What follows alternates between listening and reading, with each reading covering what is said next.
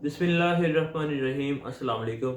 दोस्तों, आज हम बात करेंगे ओलिगोरिया और एन यूरिया के बारे में कि ये क्या होता है और ऐसे कौन सी होम्योपैथिक मेडिसिन्स हैं जो आपको इस प्रॉब्लम में, इस बीमारी में फ़ायदा दे सकती हैं।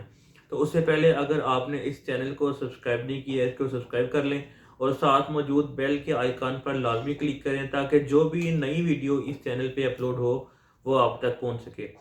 तो दोस्तों, पहले देखते हैं कि ओलिगोरिया और एन यूरिया होता क्या है। तो ये जो दोनों बीमारियां हैं ये पेशाब से रिलेटेड हैं। तो अगर आम जुबान में बताऊं तो अगर आपको पेशाब बिल्कुल नहीं आ रहा, ये बहुत कम पेशाब आ रहा है, तो इसको हम ओलिगोरिया या एन यूरिया कहते हैं।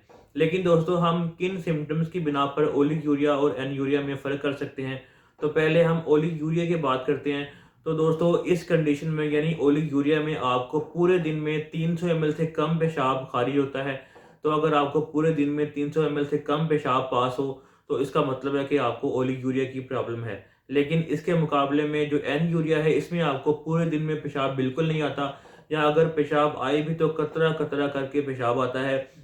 यानी अगर आपको पूरे दिन में 50 ml से कम पेशाब खारिज हो तो इसका मतलब है कि आपको एन यूरिया की प्रॉब्लम है। तो अब देखते हैं कि ऐसी कौन सी वजूहत हैं कि जिसकी बिना पर आपको ओलिगोरिया या एन यूरिया की प्रॉब्लम हो सकती है। तो अगर आपको पेशाब बहुत कम आ रहा है या बिल्कुल नहीं आ रहा, तो इसकी एक ये भी वजह हो सकती है कि आपको यूटीआई का मसला ना हो, यानी आपकी जो पेशाब की नाली है उसमें इन्फेक्शन ना हो। तो अगर आपकी पेशाब की नाली में इन्फेक्शन है तो तब भी आपको पेशाब कम आता है। या इसके अलावा अगर आपकी पेशाब की नाली में कोई इन्फ्लामेशन है यानी सोजन है, तो सोजन की वजह से आपकी जो पेशाब की नाली है उसका रास्ता तंग हो जाता है, तो आपको पेशाब कम आता है। या अगर आपके गुर्दे जो हैं ये पेशाब ही कम बना रहे हैं किसी वजह से, तो तब भी आपको पेशाब कम आता है। या अगर आपको डिहाइड्रेशन है यानी आपकी बॉडी में पानी की कमी है, तो तब भी आपको पेशाब कम आता है। यानी अगर पानी की कमी होगी तो आपका जो गुर्दे हैं वो नेचुरली पेशाब ही कम बनाएंगे, तो आपको पेशाब कम आएगा।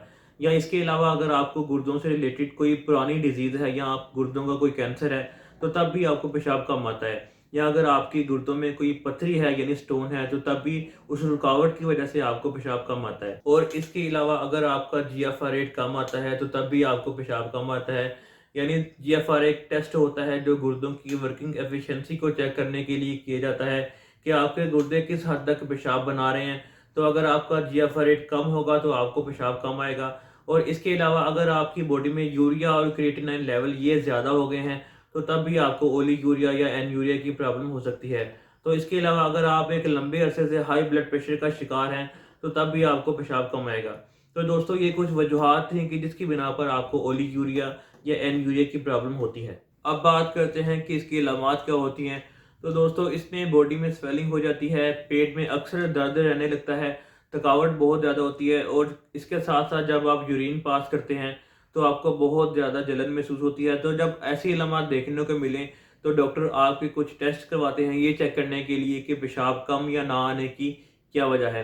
तो इसके लिए आपके कुछ ब्लड टेस्ट करवाए जाते हैं और किडनी से रिलेटेड कुछ और टेस्ट होते हैं वो करवाए जाते हैं। और इसके साथ साथ आपका एक जीएफआर टेस्ट होता है जो गुर्दों की वर्किंग एफिशिएंसी को चेक करने के लिए किया जाता है कि आखिर आपके गुर्दे पेशाब क्यों कम बना रहे हैं। तो ये आपका जीएफआर टेस्ट किया जाता है। तो अगर आपको ऐसी अलामत देखने को मिले तो फ़ौरन अपने होम्योपैथिक डॉक्टर से रुजू करें, इसका मुकम्मल इलाज करवाएं।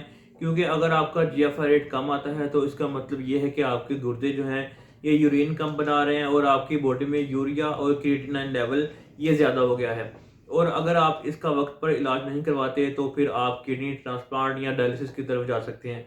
तो इस तरह की किसी भी कॉम्प्लिकेशन से बचने के लिए अगर आपको कोई भी यूरिन से रिलेटेड सिम्टम शो हो तो फ़ौरन अपने डॉक्टर से रिव्यू करें और इसका इलाज करवाएं। और अब देखते हैं कि ऐसी कौन सी होम्योपैथिक मेडिसिन हैं जो आपको ओलिगोरिया या एनयूरिया में फ़ायदा दे सकती हैं।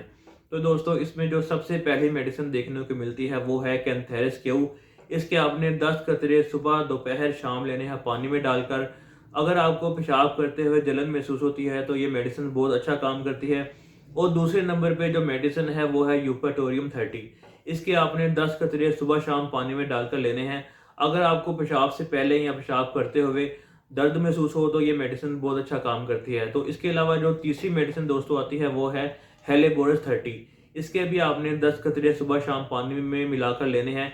अगर आपको पेशाब में ब्लैक स्पॉट से नजर आए तो ये मेडिसिन बहुत अच्छा काम करती है। तो ये कुछ मेडिसिन थी जो आपको ओलिगोरिया या एनयूरिया की प्रॉब्लम में फ़ायदा दे सकते हैं। लेकिन दोस्तों याद रखें कि ये मेडिसिन हमेशा आप अपने होम्योपैथिक डॉक्टर की गाइडेंस में यूज़ करें, क्योंकि जब आप अपना चेकअप करवाते हैं तो हो सकता है कि कंडीशन के हिसाब से आपको कुछ और मेडिसिन भी इसके साथ सजेस्ट की जाए। इसलिए बेस्ट ट्रीटमेंट वही होता है जो आप अपने होम्योपैथिक डॉक्टर की गाइडेंस में लेते हैं। तो दोस्तों उम्मीद है कि अब आपको समझ आ गया होगा कि ओलिगोरिया और एनयूरिया क्या होता है, इसकी इलामात, इसकी वजूहात क्या हैं। तो दोस्तों मिलते हैं नेक्स्ट वीडियो में, तब तक के लिए अल्लाह हाफिज़।